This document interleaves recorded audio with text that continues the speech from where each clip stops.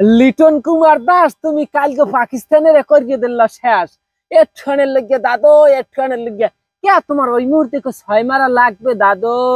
ওরে দাদু, 12 রান লাগবে মাত্র। এই আর এই কে তুমি পারলা না?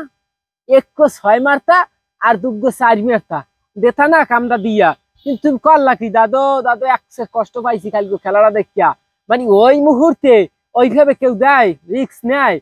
তুমি দেখা যায় 228 বল খেলছো, 228 বল প্রায় 38 ওভার খেলছো দাদু। আর 2টা ওভার খেললে তোমাকে মারতে কেডা? 12টা বল খেলতা, এমনি তুমি 2টা 4 মারতে পারতা। ওরে সোবান আল্লাহ দিলা না, তুমি আউট হইলে ফাঁসা থাকি পরে আর কেটা জানি উঠলে দেখা যায় ওই যে ব্যাট দিয়ে তো ফিরিতে পারে না, ঠ্যাং দিয়ে হইলে বল ফিরায়।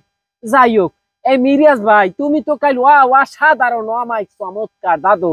তোমাকে আর কি বলবো, তুমি ওই যে 78 রান করে খেলাইছো, মানে চমৎকার অসাধারণ। যেখানে দেখা যায় ওই যে আমাদের বিশ্ব উগলেনিয়া অলরাউন্ডার আছে না, বাল হাসান, যাই হোক আর কি, এই যা বোঝেন আর কি, হ্যাঁ আমাদের অলরাউন্ডার ভাইও কিন্তু বেমালা রান করছে, 10 বলে প্রায় 200 2 রান করছে। আবার আমাদের ক্যাপ্টেন কাকু হে করছে কত, এই অশান্তর বাচ্চায় হুদা 4 রান করছে।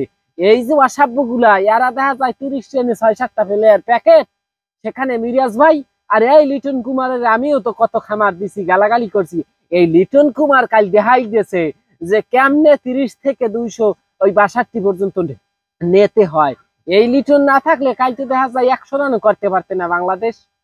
এই মিরাজ ভাই না থাকলে বাংলাদেশ 60 রানে packet all out of the country ইসমাই বাংলাদেশে ফিরে দেওয়া লাগবে বাংলাদেশ টিমকে।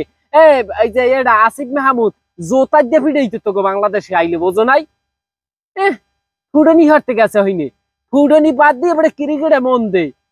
এই লিটন দেখ এই মন দিয়ে কতটা ভালো করতে আছে। লিটন কি ভালো খেলতে? কয়দিন আগে দেখছো কি গালাগালি ডেমি করছি। হ্যাঁ কেমনে খেলে? হ্যাঁ তো এখন বুঝছে যে ছাত্ররা বাংলাদেশে গেলে ও চাইতে চাইতে আমার গাল গোল ফলইয়ে লাগবে। এখন আমার হানে ভালো পারফরমেন্স দিতে হইবে দাদুরা। এখন তো কি হেই হেই হেই নাই, আর বাকিগুলোর কি এই চিন্তা ভাবনা নাই? সাকিব আল হাসান তো চিন্তারে বাংলাদেশ যাবোই না, আসার পর বাচ্চায় চিন্তার আমি বাহিরে নাগরিকত্ব আছে বললেই বাহির থাকুন। তো ওই যে খেলাধুলা দেওয়া তোমাকে একদম দেবো, বহিষ্কার করে দেবো বাংলাদেশ দল দিয়া। রাজনীতি ফুটাও ফিতে কাটা বাত হয়ে যাইবেন দেখ পানে দাদু। তবে এই লিটনের লাগিয়া অসাধারণ চমৎকার একটা খেলা দিচ্ছে কাল লিটন। লিটনের এই একসের কি কয় মালা পরাইতে হবে, ফুলের মালা, গোলাপ ফুলের মালা পরাইতে হবে।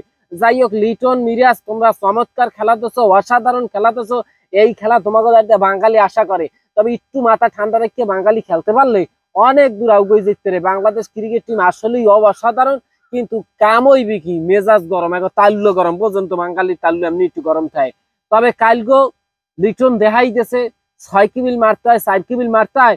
শেষকালে তো এই গ্যালারি ভাবাই খেলাই 6 মারে হিন্ন দিয়া, মানে বোঝেন তো। যাই হোক রাগ ওয়াললে লাস্টে একটা 6 মারতে যাইয়ে দেছে, উড়েই গেছে মৌয়াগ্য হাতে, আস্তে ফসাতাই নামে গেছে, এককাল শেষ।